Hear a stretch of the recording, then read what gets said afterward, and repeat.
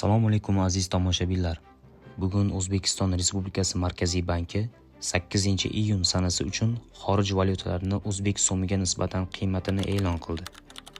Bular quyidagicha: 1 AQSh dollari 12.049 so'm 44 tiyin.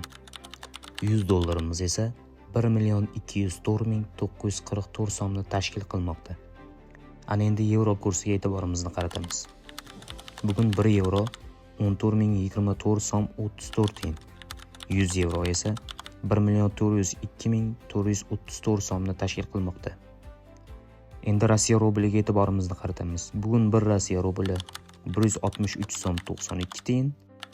1000 rublimiz esa 163.920 so'mni tashkil qilmoqda. Kanalimizda yangi bo'lsangiz like tugmachasini bosing va obuna bo'lib qo'ying.